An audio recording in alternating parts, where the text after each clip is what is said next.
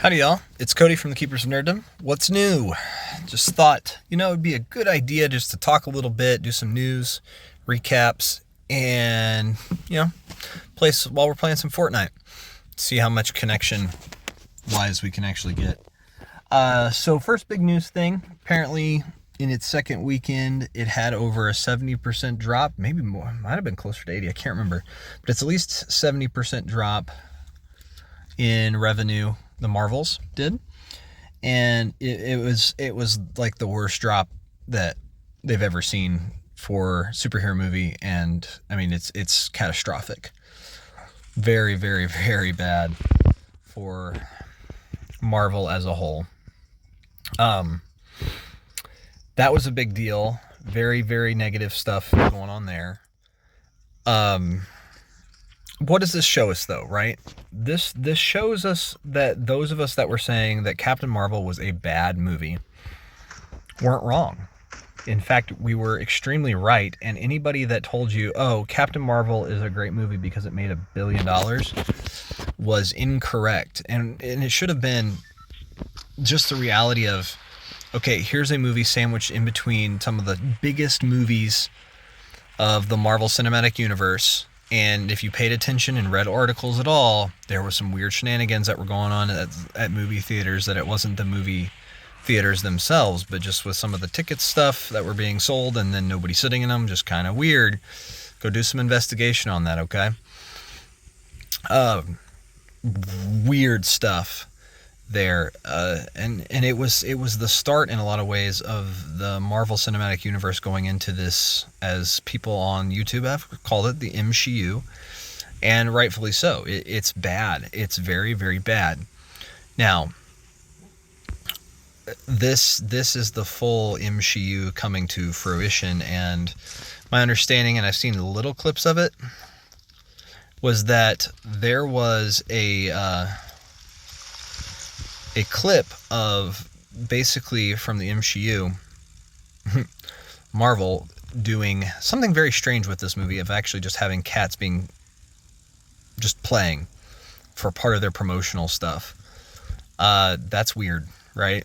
Like, why is that a thing that we need to see? Because that, granted, does it technically have something to do with this movie? Well, there's flurkins that look like cats. Okay, so there's kind of a connection here, right?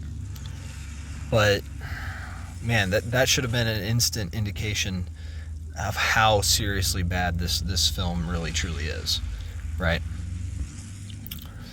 I didn't notice they had put fuel fully in the airplanes, which is kind of sad, because that means they're going to be limited. I just hope we get Air Royale back, man. So yeah, Marvel's, this is the full experience of, this was always bad even in the first one, and now we're into full-on terrible mode. Well, why? Because they're not writing characters that have depth and character and interesting, and they're also requiring you to have so many other shows to have some background on who these characters even are, to the point where my understanding in the Marvel's beginning is an animation thing going, here is Miss Marvel and who she is. So that they even realized, like, it was messed up and it didn't work, because they hadn't really truly illustrated who she was, except in a show on Disney Plus. Well, not very many people watch said show on Disney Plus. So then, was it actually a show that people were invested in and knew about? Well, apparently not, and that's the problem. So overall, this is quite telling of what's going on with the MCU. It's bad. Disney itself is just crippling itself over and over, and they're shocked when everything's falling apart over and over again. It's rather interesting to watch, really. So yeah, there's that. Let's see now. What else? What else could we say on that? I don't think there's much more to say other than the MCU is basically been dead for a long time, and we're just finally realizing fully how dead it really was. And this is just one of those movies, because the Eternals came out, right? That was bad. And obviously that has impact on what we think of as good, right? And Shang-Chi wasn't necessarily the greatest movie either, but it was better than at least the Eternals, which wouldn't take much. So there's that. And as you saw, I was just not doing well at all in playing Fortnite and just completing daily challenges, getting at least 2 of the 3 done, so that way we can purchase some things. Other news, Warhammer 40k news. There are several models previewed, and one of the ones that I was excited to see previewed was Orican the Diviner.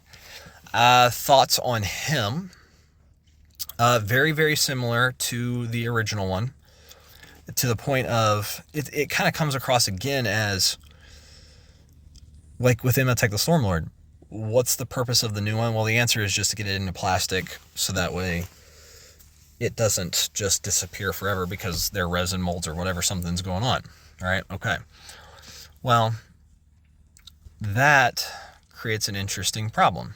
Okay, we can do that. That's easy. So, when they're just recreating the same character, okay, cool, right? Whoop-de-doo, we've got something here.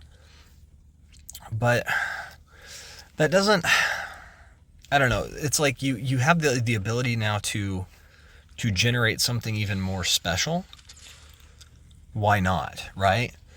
And then they didn't. They just recreated the old style, and honestly, Imhotep the Stormlord lost a little bit of personality because he's not as, I don't know how best to describe it, but like chunky as the old one because of the resin, how it functions.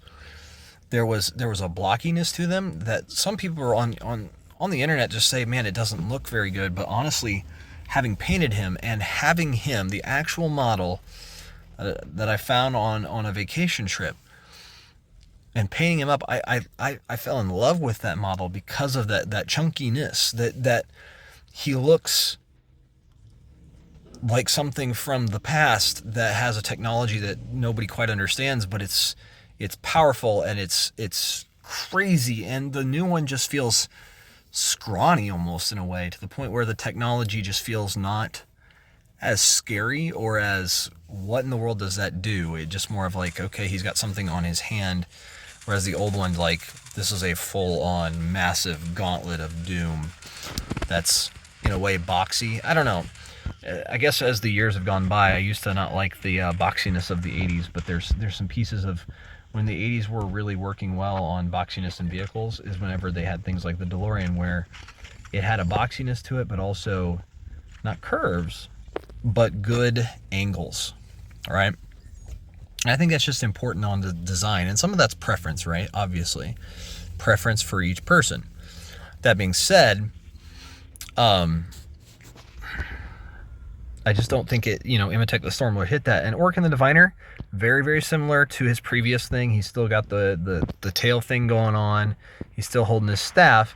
The one big difference that I think is rather interesting is they did change his, well, there's two really, I guess, yeah. They changed his crown thing that's around his head a little bit, and he looks more like saw somebody on the internet post the little dinosaur that spits from Jurassic Park in the first movie, and he looks like that because of how they shaped it, and it makes me laugh because it's funny, but it's also not good in the same way, because the other one's more round, and somebody even said they replaced his head with a better head but a worse crown. And I'm like, that's interesting to put it that way, because I like the old crown, but also, to be fair, I really like the old head as well, because there is a little bit of maybe a surprise look on his face, but when I painted him, I didn't feel like the surprise face was actually surprise. It was more, to me, a face of, like going crazy or understanding something way more than anybody else, and almost like screeching at someone to freak them out. And I just, for some reason, in the lore that's presented of him in the game, well, this will be easy challenge for sure. It sounds like he, the stars are right, even in just the lore on his data sheet, like the stars are right. Well, he waits till the stars are aligned to a certain thing because he understands and sees them and knows the functionality and gets power from it somehow. And he is a chronomancer, so he gets power from and can manipulate time itself. That almost like he's screeching in rage till the right time to strike, or he's screeching in rage as he's leveling up and striking as a, the boss for the level. And I don't know, I like that because it's so unique, it's so different. Not very many people show that in their sculpts, and I don't know, I think Orican the Diviner, the older sculpt, is better. This new one is fine, there's nothing wrong with it by any means. It's just, what are we really getting? Another Orican, but it's similar, right? It's just too much of the same thing, I guess. That's my thoughts on him. I was excited to see him get a new one, but I'll be honest, I am definitely holding on to my older style, and I will be more than happy to just use him because I think he is just as good, if not better. And really, that's no joke.